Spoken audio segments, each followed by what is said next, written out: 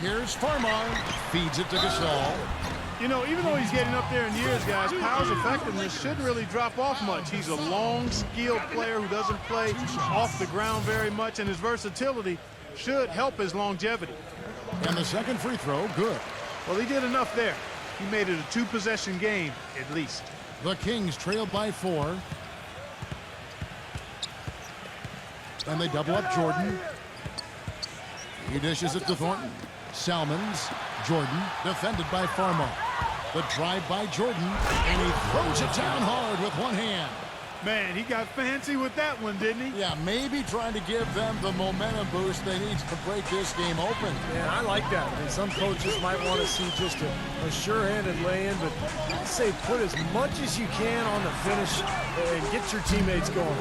Clark, you mentioned the versatility of Pau Gasol. Steve, it's really the defining quality of his game, wouldn't you say? Yeah, I think so. I mean, the ability to do so many things offensively as a big guy just really completes a team. Now you can run any kind of offense you want. And Pau, as a passer, as a scorer, as a shooter, has been one of the best in the game for the last decade. 7-second difference, shot and game clock. LA has gotten the three-point shot off 16 times tonight. 7 times they've hit it, 9 times they've missed. Farmar kicks to Young. And a great assist by Farmar as that one goes in. Young's got 7 points. You know, there's no better sign of how efficiently a team is operating than their assist numbers. And theirs are fantastic. It's just beautiful basketball to watch, Clark. Here's Hayes. Jordan dishes to Landry. He got it up.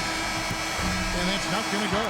And a tight game here as we end the first half. Los Angeles on top, up 2. Folks, stay tuned for the halftime show at the... Now, presented by Sprint. Welcome, I'm Damon Bruce. A great game going on out at Staples Center. The Sprint Halftime Report, presented by Sprint. The third quarter now beginning. Both sides looking to pull away in the last half of the game. We're seeing a tremendous game from the Wizard. Yeah, the magic touch with the ball. He just made great decisions, piling up the assists there in the first half, and really doing a nice job for his teammates. You know, it isn't a very common occurrence, Steve. Typically, he's more likely to be on the receiving end of the pass, but so far, it's been the other way around here. Nash and Bryant in the backcourt.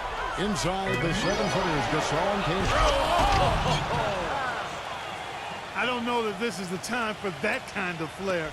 In a close game, the important thing is the 2 points, not the dramatic. Oh, come on, Clark. He had to go for it, didn't he? I'm with you, Kevin. You can't fault him for that. I mean, just let him go. Who cares?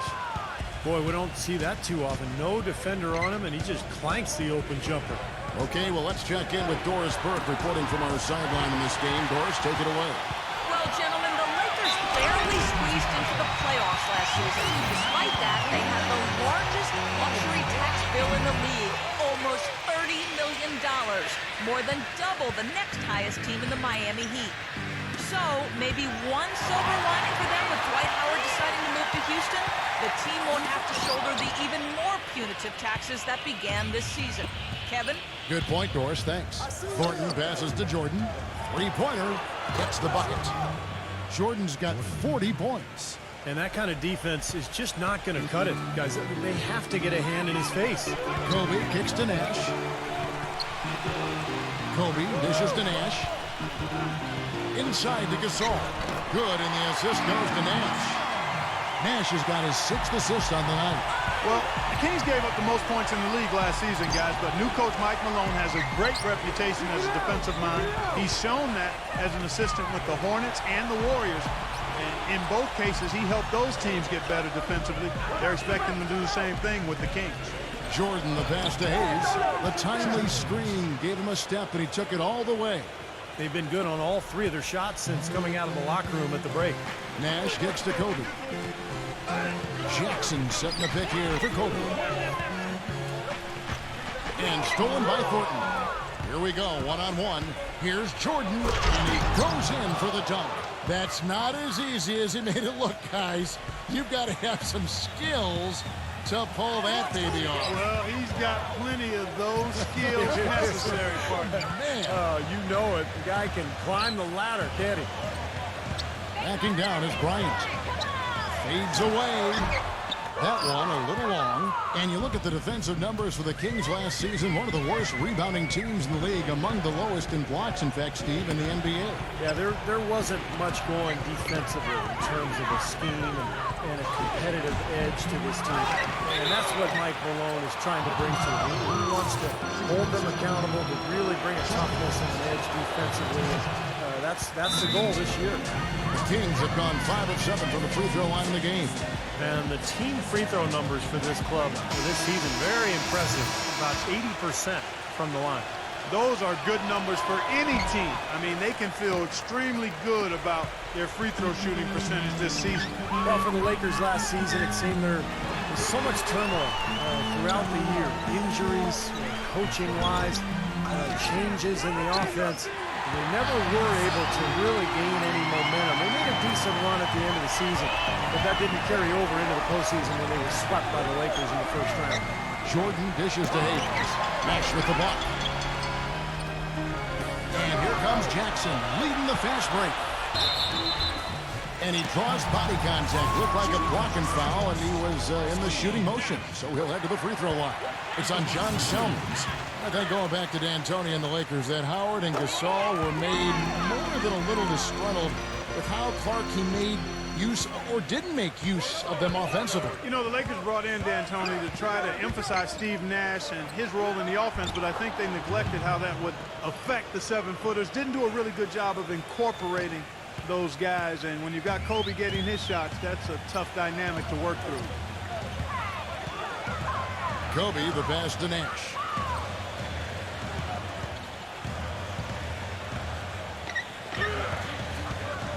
There's the dish to Gasol, and it's blocked by Jordan. Out of bounds, the Lakers will take possession. Let's take this chance to showcase the top setup man at the small forward position in the NBA. Well, you look at Selmans, currently 5th in the league in assists. Such court vision. And these are some of the best teammates you're ever going to want. I mean, very unselfish guys at a position that sometimes puts more of an emphasis on individual play. Most of those guys can take matters into their own hands if they need to. But like you pointed out, Steve, that's not their MO. That's not how they want to roll. They want all 5 players on the floor to be involved in the offense, and that's what they want to facilitate. And the basket by Thornton. And a closer look here at the hustle stats for the Kings. You know, block shots, guys, a clear indicator on the stat sheet of their excellent defense. I mean, leaving them no room to get off any shots. The other thing they're doing, guys, is forcing turnovers and then creating points offensively as a result. Well, I'm going to drop a little knowledge on you here, guys. I'm not sure if you're familiar with the 180 club, but it's players who've had a season shooting 50% from the field, 40% from long range, and 90% from the line. You add those up, that's 180. Nash had done it 4 times, and I think last season should qualify as his 5th. He shot 44% from 3, 92% from the line, and 49.7% from the field. I round those numbers up, so that's a 50-40-90 season in my book.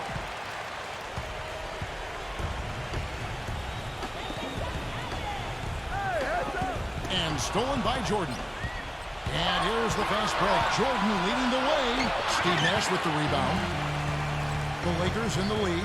And Clark, going back to the 180 club you talked about, Nash has now done that 4 or 5 times, depending how you count last season. Well, he stands apart in that. I mean, it's only happened 12 times in NBA history. Larry Bird was the only player to do it more than once before Nash did. So, yeah, you're talking about one of the great shooters ever in Steve Nash. The bucket is good. He'll have a chance for one more. It's on John Selmans. How about the hustle? He doesn't have a whole lot of speed, but boy, does he play hard. Sacramento making some changes. Wesley Johnson's checked in for Gasol. And Nick Young is subbed in for Kobe. And good on the basket. Book it. Landry's got his second bucket. Los Angeles leading by 3.